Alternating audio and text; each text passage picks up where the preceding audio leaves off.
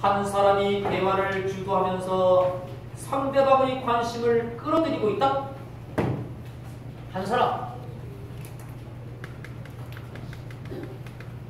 한 사람이 대화를 주도한대요. 대화 주도. 그러면서 상대방 관심을 끌어들인대요. 상대 관심 끌어들이는 걸 뭐라 그래요? 유도라고 하면 되겠죠? 자, 상대방의 질문에 답하는 가운데 현실이 문제점을 확인하고 있다. 상대 질문 대답 요걸 통해 가지고 현실이 문제점 확인.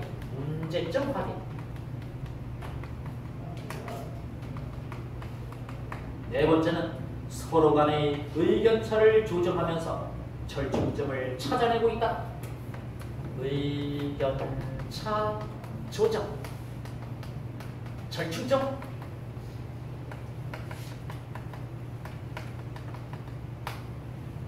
하여튼 순간 기억력 테스트하기 문제가 딱 나오면 무조건 1, 2, 3, 4 정리를 해야 되겠습니다.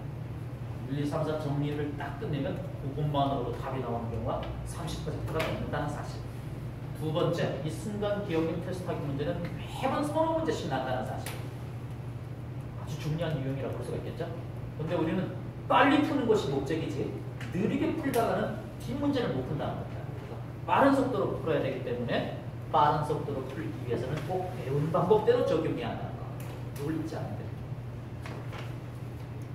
이렇게 딱 정리해서 머릿속에 집어넣기 위해서는 한 번 더 읽어봅니다. 두 사람 관심사가 달라. 대화 지속한대.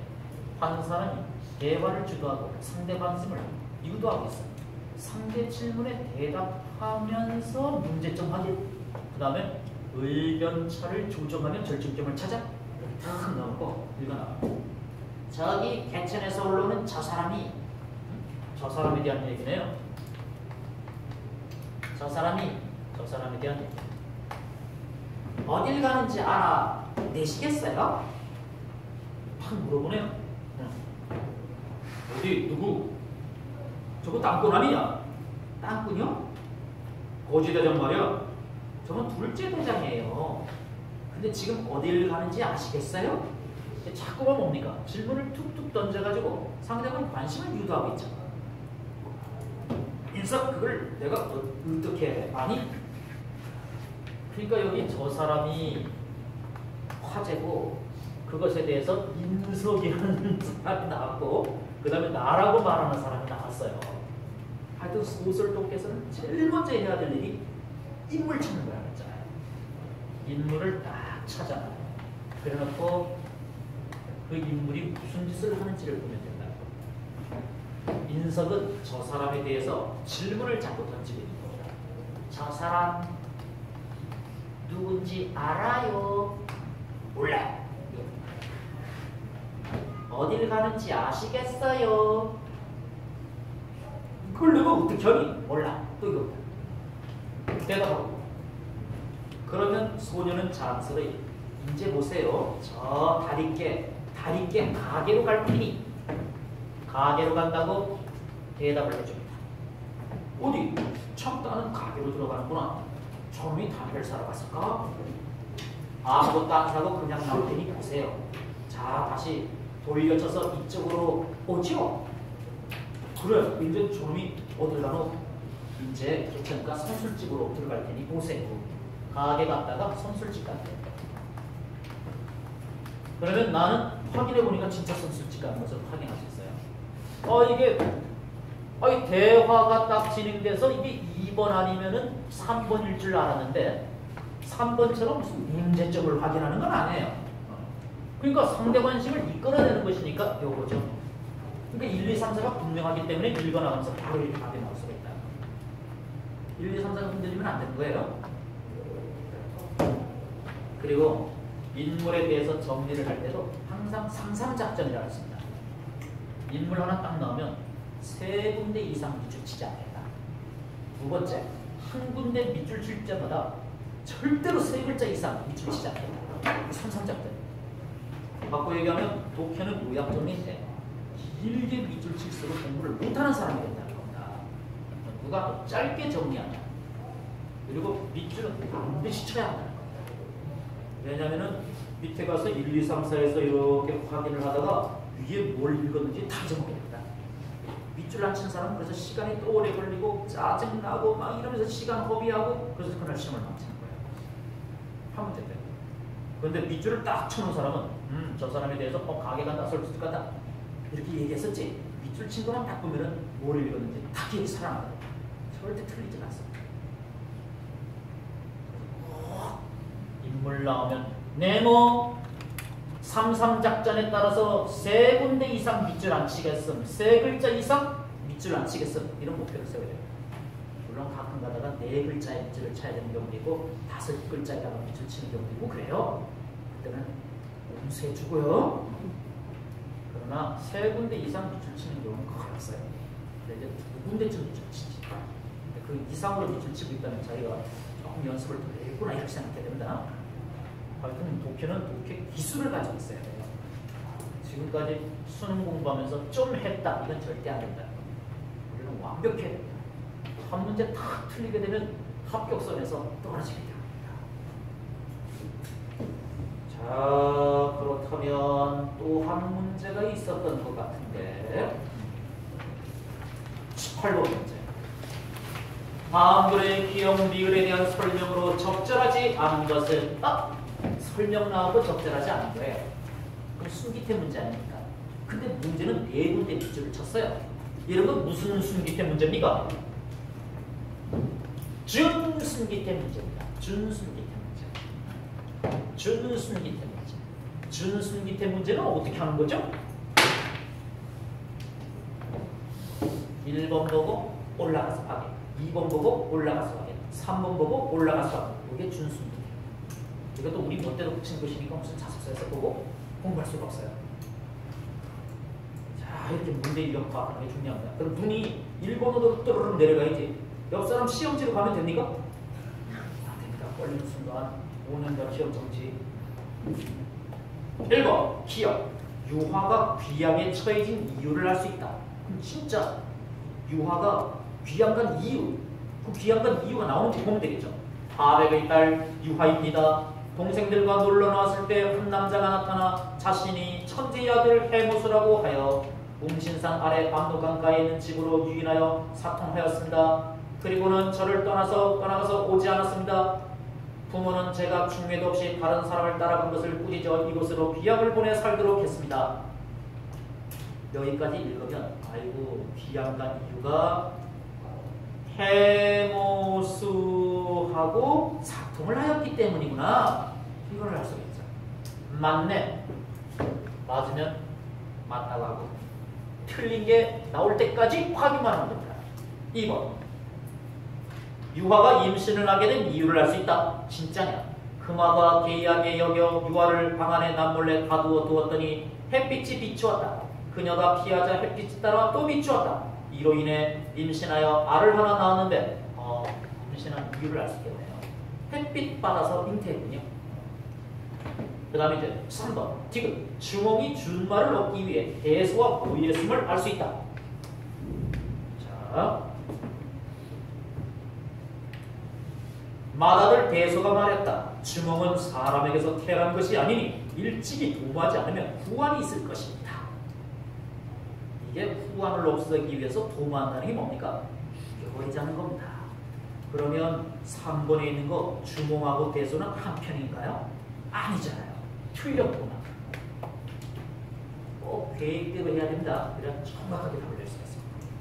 자, 근데 오늘 이 비문학 독해는 선생님이 알려주는 방법만 정확히 이렇게 기억한다면 이번에 기출문제풀이를 통해서도 공부가 끝나는 거예요. 그래서 푸는 방법만 잘 하면 됩니다. 물론 이제 모든 문제 유형이 다 나오는 것은 아니니까 나중에 또 차근차근 배우게 되겠지만 그렇습니다. 독해. 전국에서 독해 제일 잘하는 사람이 될 수 있으니까 나중에 같이 또 배워보죠. 자, 이제 그 비문학 독해로 넘어가 보겠습니다. 비문학 독해가 9문제나 있네요. 4번 문제는 고쳐쓰기니까 빼고 문제 아닙니까? 태고 문제는 글 수준의 태고하고 문장 수준의 태고하고 어휘 수준의 태고가 있으니 이런 사실을 미리 알고서 어디에 해당되는지를 알면은 훨씬 좋다는 겁니다. 두 번째, 태고 문제는 문제 유형이 뭐냐? 중 순기태 문제니까 반드시 1번 보고 올라가서 확인하고 2번 보고 올라가서 확인하고 3번 보고 올라가서 확인하고 꼭 요리하는 거예요. 태고 문제는 어려운 게 아니야. 요즘 계속 출제가 되고 있어서 그렇지 어려운 문제가 아니고 빨리 푸는 게 목적인 겁니다.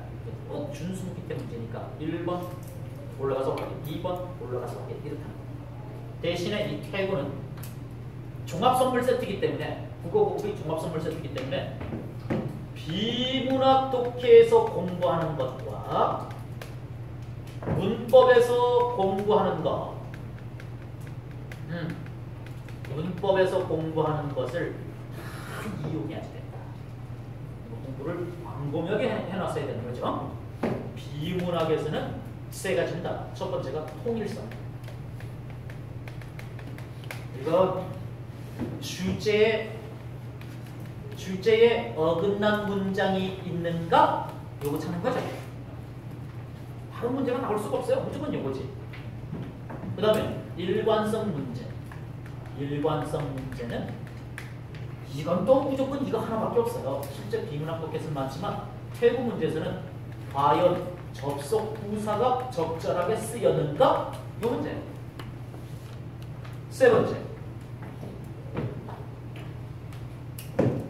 통일성, 일관성, 완결성. 완결성 문제 같은 경우는요, 하나의 단락이 완결된 구조를 갖추기 위해서는 주제문과 뒷받침 문장이 반드시 다 있어야 하는데 둘 중 하나가 없는 건 아닌가? 요거 확인합니다. 문장 수준의 태고라고 그러면 이건 비문의 유형이 다 여기에 들어가는 거예요. 비문의 유형 50가지. 실제로 따지면 한 60가지 정도 되죠. 세세하게 따져서 그런 거예요. 큰 덩어리를 잡으면 6덩어리밖에 안 돼요. 네 번째, 어휘 수준의 태고 하면은 이것은 맞춤법. 맞춤법 통일한 속에 맞춤법이 나오는데 그 안에는 띄어쓰기가 포함되어 있습니다. 띄어쓰기 문제일 수도 있어요. 두 번째, 표준어 문제일 수도 있어요. 세 번째, 문장 부호 문제일 수도 있어요. 문장 부호도 태고 속에서 출제가 됩니다. 네 번째, 외려 표기 문제일 수도 있어요. 외려 표기. 그러니까 정말 종합선물 세트죠. 앞으로 우리가 이런 공부를 쭉 다 할 거니까 끝내놓고 난 뒤에 문제 푸는 방법은 무조건 준순기다. 1번 보고 올라가서 확인, 2번 보고 올라가서 확인. 꼭 그렇게 한다. 이걸 놓치지 않아야 돼요. 수업 탁 봤더니 기억과 1번 딱 보니까 단어의 쓰임이 어색함으로 탈피하는으로 고친다. 이게 뭡니까? 비문의 유형 중에서 어휘의 호응 아닙니까? 두 번째, 앞뒤 문장을 자연스럽게 읽지 못함으로 또 안으로 고친다. 그건 뭐예요? 일관성 중에서 접속부사 문제 아닙니까? 세 번째, 주술 호응이 되지 않으므로 그 비문의 유형 중에서 성공간의 호응 관계 아닙니까? 네 번째, 주장을 포괄하지 못함으로 주제문이 뭔가 구체적 진술을 포괄하는 주제문이 적절치 않다는 거 아닙니까? 이게 전부 요 안에서 출제가 되게 돼 있어요. 그래서 이런 문제가 어떤 틀 속에서 출제되는지, 어떻게 풀면 되는지, 뭘 내가 알고 있으면 되는지 이걸 알면 되는 거죠. 자, 나중에 한번 좀 열심히 해봅시다. 자, 그 6번 문제 보면은요, 밑줄 친 부분의 예로 가장 적절한 것은 그렇습니다. 이런 문제는 문제 유형이 뭡니까? 밑줄 친 부분이 예로 예? 그럼 거기에 밑줄 친 부분은 뭔데요? 주지할 때. 그러면 1, 2, 3, 4가 뭔데요? 예시라는 거잖아요. 그럼 주지하고 예시는 무슨 관계인데요? 반드시 일치해야 돼요. 요것만 포인트를 놓치고 있지 않으면 똑같은 내용 찾으면 되는 거 아닙니까? 아주 쉬운 문제입니다. 예시 문제는요. 그러니까 주지하고 예시는 내용이 일치하고 그것만 다 알면 됩니다. 자, 7번은 어떤가? 7번은 패널하고 심포지엄을 패널하고 심포지엄이라는 토의를 이해할 수 있는가? 토의의 종류가 뭐가 있냐면 심포지엄, 패널, 포럼, 원탁 토의 이런 것들이 있어요. 그것의 특징을 자세하게 알아야 되는 것 같지만 이건 그런 문제가 아니에요. 왜냐하면 4번을 딱 보면은 찬반 입장을 나누어 이건 토의가 아니에요. 찬반 입장을 나누는 토론이지. 토의와 토론 구별하는 문제지 세세하게 알아라 이게 아닙니다. 아주 쉽게 풀 수 있는 그런 문제예요. 토론은 논설문하고 성격이 같고요. 상대방 주장 깨뜨리고 내 주장하는 겁니다. 토의는요 설명문하고 관련됩니다. 서로 협동의 사고 과정을 통해서 문제를 해결하는 거예요. 달라요? 어때? 찬반으로 갈려? 토론. 텔레비전 100분 토론 있잖아요. 막 싸우잖아요. 서로 의견이 다르니까. 자, 또 뒤로 넘어가서 10번 문제를 봤더니 제목 묻는 문제 아닙니까? 제목을 묻는 문제는 어떤 문제입니까? 주제 묻는 문제입니다. 주제 묻는 문제는 꼭 요즘엔 두세 문제씩 출제가 되고 있습니다. 이런 문제가 탁 나왔다. 어떤 순서로 푸는데요? 반드시 3단계를 거칩니다. 맨 끝단락으로 간다는 겁니다. 단락이 지금 여기 그럼 2개 아닙니까?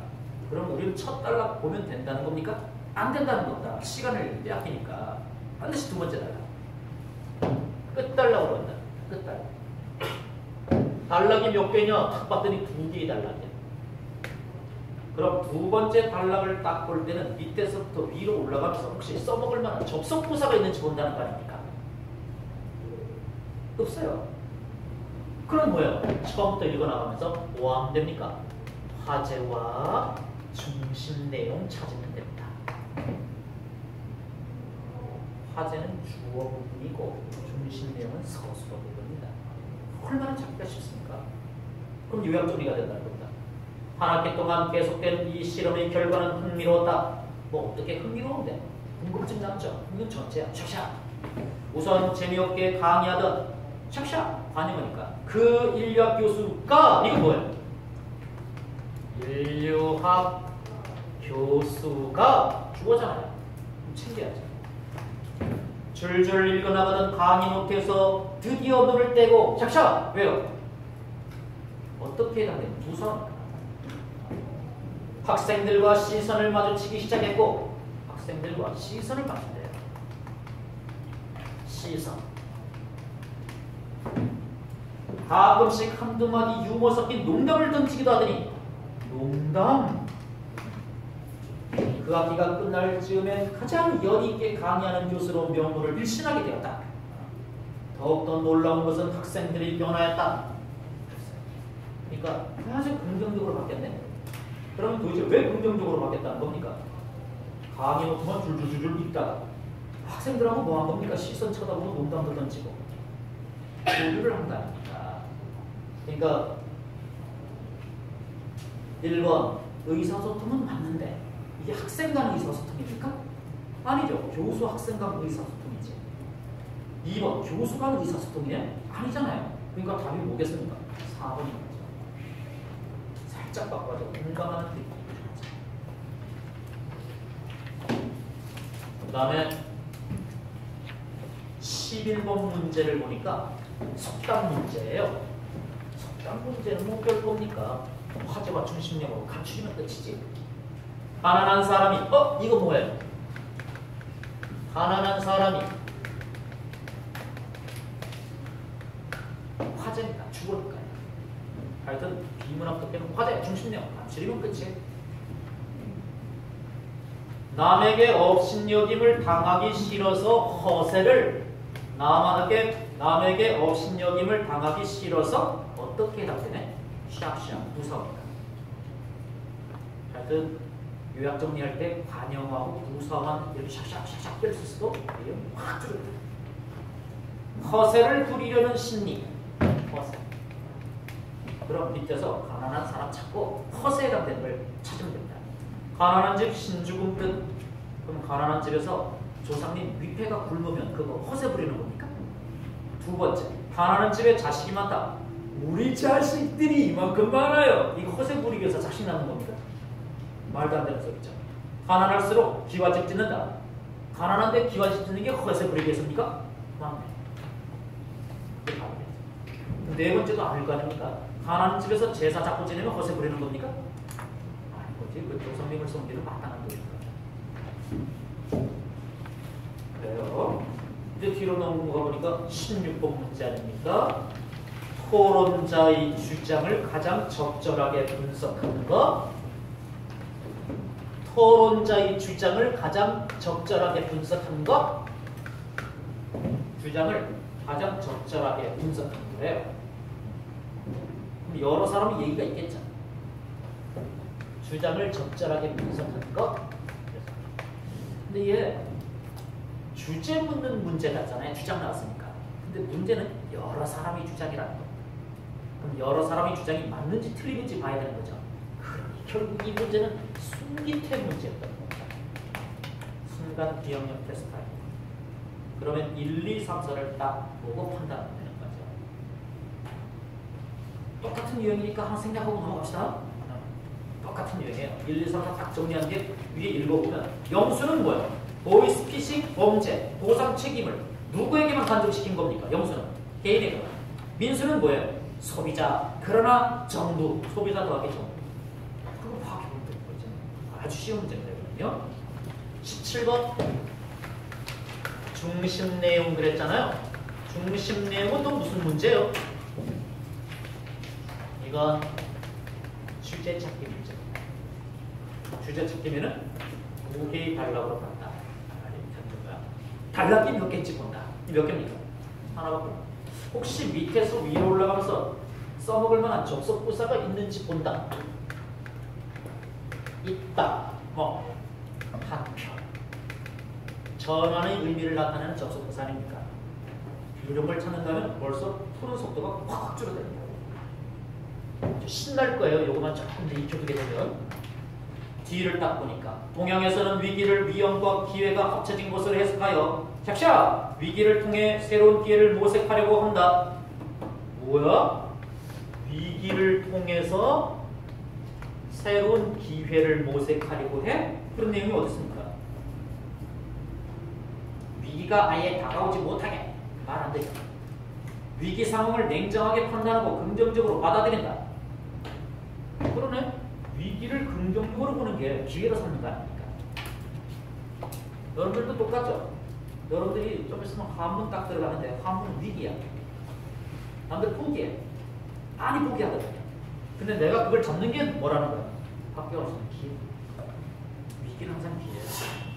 남들이 어렵고 포기하는 걸 내가 잡는 게 내가 합격할 수 있는 기회. 아주 조심하시고요. 그 다음에 19번.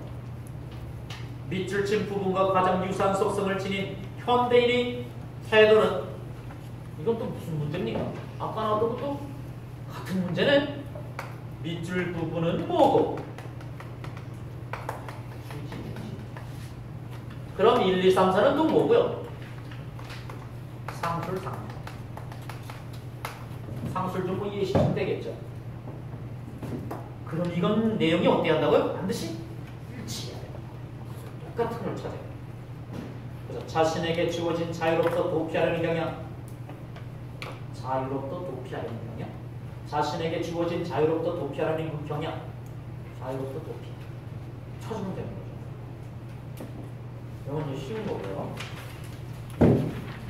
20번 딱 보니까 다음 글에 대한 설명으로 적절하지 않은 것은 아 진짜 귀찮아서 못하겠네 정말.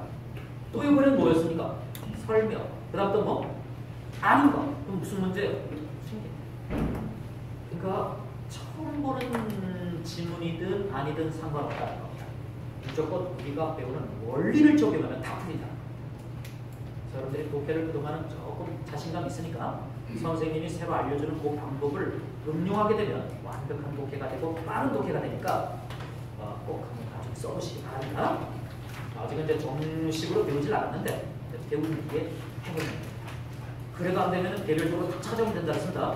그래서 화제 안 찾고 있네. 한마디만 딱 들으면 정신이 번쩍 나서 찾게 돼 있습니다. 할 수 있으니까 자신감 갖고 한번 해보시기 바랍니다. 자, 우리가 이제 공부를 시작하기 전에 기출문제를 보는 것은 아주 중요하기 때문에 오늘 시간비 기출문제를 한번 봤습니다. 이것을 바탕으로 해서 열심히 공부해서 다들 합격하고 갑시다. 고생들 많았습니다. 감사합니다.